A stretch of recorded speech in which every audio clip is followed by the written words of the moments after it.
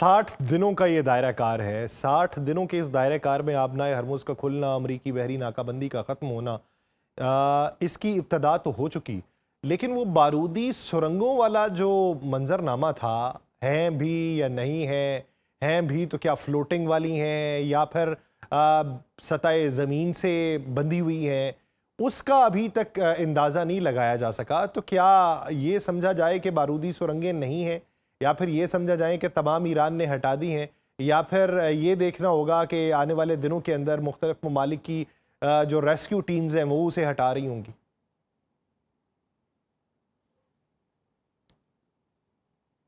बारूदी सुरंगों का जहां तक बात रहती है, देखिए मुझे तो अभी तक कोई ऐसा वाकया मैंने इनकाउंटर किया हो, ऐसा कोई माइन जिसके थ्रू जो है वो कोई किसी कश्ती के ऊपर आग लग गई हो, तो मुझे तो ये चीज नजर नहीं आई। लेकिन बहरहाल ऐसा हो सकता है कि कुछ जगहों पे माइंस हो या कुछ जगहों पे माइंस लगे हुए हों, और लोगों ने सोशल मीडिया पे पिक्चर्स डाली है, फॉर एग्जांपल कि ओमान के समंदर में एक माइन नजर आई है फ्लोटिंग।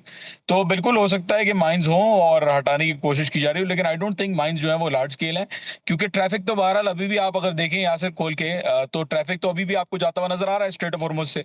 तो ये माइंस कहाँ हैं, इनको कहाँ बिछाया गया है, ये कहाँ पे पड़ी हुई हैं, I don't know about this, किसी को नहीं पता, मुझे भी नहीं पता, क्योंकि बहरहाल ट्रैफिक तो फ्लो हो रही है ना साथ ही साथ। So let's see what happens. Mine का कुछ हतमी तौर पे कुछ कह नहीं सकते, लेकिन नेवल ब्लॉकेड पहले हटा, उसके बाद स्ट्रेट ऑफ हॉर्मुज अब खुलना शुरू हुआ है। वो भी प्री लेवल वॉर्स की जो है वो उस पे अभी नहीं आया, और वो आहिस्ता आहिस्ता आएगा जिस तरीके से मुआहिदा आगे बढ़ेगा, और हो सकता है दोबारा बंद भी हो जाए straight of Hormuz, you never know.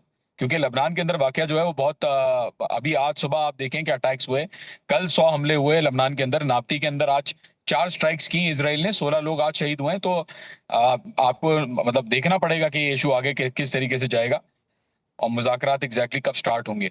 अच्छा, कहा ये जा रहा है कि जेरेड कुशनर जो है वो इस वक्त स्विट्ज़रलैंड के अंदर मौजूद हैं। कोई ईरानी डेलीगेशन वहाँ जा सकता है, लबनान के महाज के ऊपर बात हो सकती है। क्या ये हकायक के ऊपर बात दिखाई देती है या फिर मफरूज़ात हैं जिनके ऊपर इस वक्त चहमगोइयाँ हो रही हैं? देखिए मेरी जो बात हुई थी ऑफिशियल से, मैंने 2 दिन पहले ट्वीट भी लगाया था इसके ऊपर, जब लोग कह रहे थे कि स्विट्जरलैंड जा रही है ईरानी टीम, मैंने उस वक्त लगाया था कि अभी भी कंसिडरेशन चल रही है, हो सकता है कि कुछ दिनों बाद जाएं, कोई चीज मुशक्कस नहीं है कि वो कब जाएंगे एग्जैक्टली, क्योंकि लेबनान का मामला जो है वो बीच में अटका हुआ है। ये रूमर्स हैं मेरे ख्याल में कि ईरानी जा रहे हैं, अभी भी कोई कंफर्मेशन नहीं आई। मैंने फॉरेन मिनिस्ट्री से भी पता करने की कोशिश की, कोई कंफर्मेशन किसी भी चीज की नहीं मिल सकी, और ईरानी वफ्द मेरे ख्याल में इम्कान ज्यादा यही है कि इस वक्त नहीं जाएगा। हो सकता है कि बाद में 1-2 दिन और सूरत हाल अगर बदलती है तो वो शायद वहां पे जाएं। जेरेड कुशनर वहां पे मौजूद हैं, स्टीव विटकॉफ की रिपोर्ट है कि वो आ रहे हैं, और कतर के प्राइम मिनिस्टर भी कहा जा रहा है कि वहां पे हैं, वो बैरक रेविड ने रिपोर्ट दी है। बट ईरानियंस का इस वक्त नहीं, इस वक्त भी ईरानियंस का नहीं पता कि ईरानियंस जाएंगे या नहीं जाएंगे। जरूर टेक्निकल टॉक्स जो है वो शुरू करेंगे, लेकिन सीनियर लेवल ऑफिशियल्स को अगर जाना है तो, और अगर नेगोशिएशन को स्टार्ट होना है तो इसके अंदर बहुत जरूरी है कि लेबनान का मसला जो है वो हल हो। तब तक हमें कोई टेक्निकल टॉक्स भी होती हुई नजर नहीं आएंगी। अच्छा, पैसों के हवाले से इतलात क्या हैं? जो डॉलर्स की बातें हैं या 300 बिलियन डॉलर्स का एक मुआशी पैकेज होने की बातें हैं, क्या हम ये देख सकते हैं कि अगले एक आध हफ्ते के अंदर कोई ना कोई ऐसी खबर आए कि कोई पैसा ट्रांसफ़र किया गया ईरान को, या किसी पैसे तक रसाई दी गई ईरान को कि वो बैन अल-अक़वामी सतह पे अपनी कोई ख़रीदारी कर सके? जी बिल्कुल, आपको आज खबर आ जाएगी रात तक मेरे ख्याल में कि ईरान जो है उसके पास एक्सेस आ चुका है, और फंड से वो खरीदारी करना शुरू हो चुका है। मेरे ख्याल में आपको खबर आ जानी चाहिए, जहां तक मुझे पता चल सका है, जहां तक मैं अपनी सोर्सेज से पता करवा सका हूँ, ईरान के पास फंड्स जो है वो एक्सेस होना शुरू हो गए हैं। और उसका लेटर ऑफ क्रेडिट जो है, लेटर ऑफ क्रेडिट बना के दिया हुआ है, और वो लेटर ऑफ क्रेडिट है सेंट्रल बैंक ऑफ ईरान के नाम पे। और उसके अंदर जो $24 बिलियन हैं वो ईरान के पास एक्सेसिबल हैं।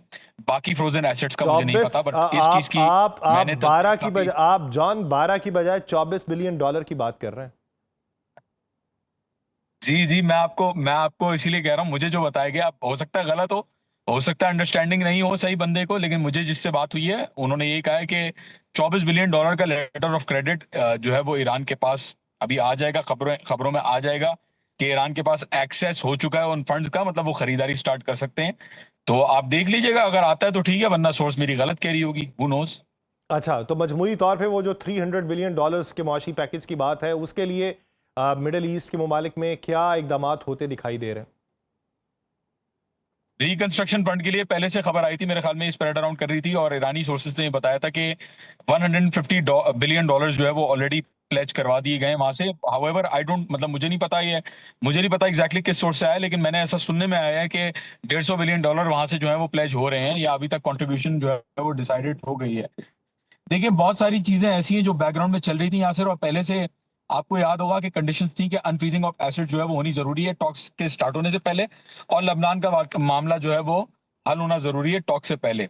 तो आई थिंक इन दोनों चीजों की तस्दीक बहुत जल्द आई थिंक आ जानी चाहिए मीडिया के ऊपर, क्योंकि फ्रोजन एसेट्स के ऊपर जहां तक मेरी मालूमात है, काफी सारे फंड्स ऐसे हैं जो इनको रिसीव हुए हैं, जो मेरी मालूमात के मुताबिक हुए हैं। आपने कहा कि ईरान हेलो। तेल बेचना शुरू हो चुका है, तो तेल किन किन ममालिक को बेचा जा रहा है और ईरान ने अपनी कैपेसिटी को किस हद तक एनहेंस किया है एक्सपोर्ट की मद में? देखिए, ईरान इस वक्त 1.5 बिलियन डॉलर तक का तेल उन्होंने अभी कल तक बेचा था। मुझे नहीं पता करंट स्टेटिस्टिक्स क्या हैं, लेकिन कहा यही जा रहा था, अल मीज़ान को इंटरव्यू देते हुए ऑयल मिनिस्ट्री ने यही कहा था कि 170 मिलियन बैरल्स का जो सप्लाई है वो डिसाइडेड हो चुका है, वो बेचने के लिए डिसाइडेड हो चुका है।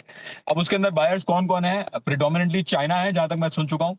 बाकी ममालिक का मुझे नहीं पता कि कौन से ममालिक हैं, लेकिन ये तेल जो है वो मुख्तलिफ ममालिक के लिए बिकने की डिमांड इसकी आई थी, और इसको बेचा जा रहा है। कैपेसिटी की जहां तक बात रहती है, देखें, कहा जाता है कि खार्क के ऊपर जो है वो लोडिंग नहीं हो रही थी। ऐसा बिल्कुल भी नहीं है। खार्क के ऊपर लोडिंग उस वक्त भी चल रही थी जब जंग चल रही थी, हम्म। और उस वक्त भी चल रही थी जब नेवल ब्लॉकेट चल रहा था।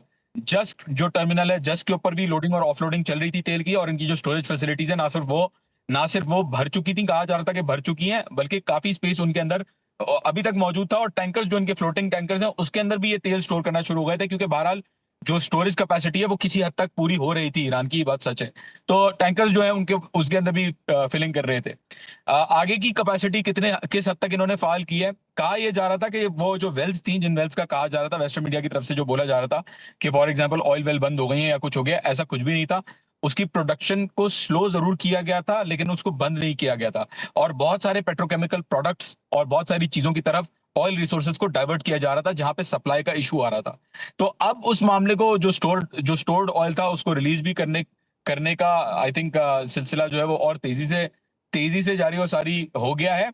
और ऑयल बेचने का जो है वो सिलसिला ऑलरेडी चल रहा था। आपको पता है कि जंग के बाद अब मुल्क ऐसे बैठे तो नहीं रहेंगे, वो तो अपनी ऑयल स्टोरेज को कंप्लीट करने की कोशिश करेंगे, क्योंकि सबको पता है कि इस जंग के अंदर हमें कुछ नहीं पता, कल को दोबारा जंग हो सकती है। तो सारे हम्म। ममालिक की डिमांड इस वक्त बहुत ज्यादा हाई है, अच्छा, और इस वजह से आपने ईरान का आपने तेल जो है वो फ्लोटिंग बहुत टैंकर्स ज्यादा। की बात की। उन फ्लोटिंग टैंकर्स में से तो ऑयल बहुत से शैडो फ्लीट्स के अंदर भी मुंतकिल होके नेवल ब्लॉकेड को तोड़ के जो है दूसरे ममालिक की तरफ गया। लेकिन इस वक्त मौजूदा सूरत हाल में क्या फ्लोटिंग टैंकर्स में ऑयल है, या वो तमाम शैडो फ्लीट्स के जरिए भेजा जा चुका? और अगर है तो उसके बेचने के हवाले से खरीदार कौन कौन से हैं? मुझे इस बारे में खबर नहीं है कि एग्जैक्टली फ्लोटिंग टैंकर्स में कितना तेल है या क्या। बिल्कुल, जो आपने बात की कि फ्लोटिंग टैंकर्स जो थे, जब थे वहां पे, देखें, बहुत सारा तेल ईरान का outside of the naval blockade भी था। मतलब हम्म। कश्तियां बहुत सारी ऐसी थी जो नेवल ब्लॉकेट के बाहर थी। वो तेल ऑलरेडी बिक रहा था, और जो तेल नहीं बिक पा रहा था वो भी, बिल्कुल जैसा कि आपने कहा कि जो शेडो फ्लीट है वो ट्रांसफर कर रही थी। हम्म। मुझे नहीं पता क्या एग्जैक्टली कितना ट्रांसफर किया या किस किस को ट्रांसफर किया। अभी जो मैं बता सकता हूँ, मैं ये बता सकता हूँ कि इस वक्त ऑफिशियली टैंकर्स जो है वो जा रहे हैं। शैडो फ्लीट जो है वो, ऐसा नहीं है कि शैडो फ्लीट जा रही है, टैंकर्स यहाँ से बाकायदा ईरान के जो फ्लैग कैरियर्स हैं या टैंकर्स हैं वो गुजर रहे हैं, और ब्लॉकेड को पार करते हुए वो गए हैं।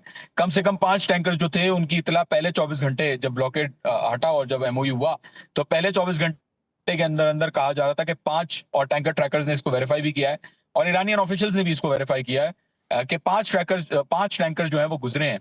तो अभी जो तेल जा रहा है वो तो बाकायदा ईरान के जो फ्लैग जो टैंकर्स हैं उनके थ्रू जा रहा है।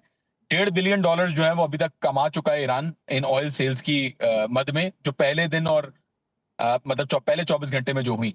तो आगे देखें, आई थिंक सेल्स जो है वो जारी हैं। बेच रहा है ईरान तेल, हर किसी को बेच रहा है।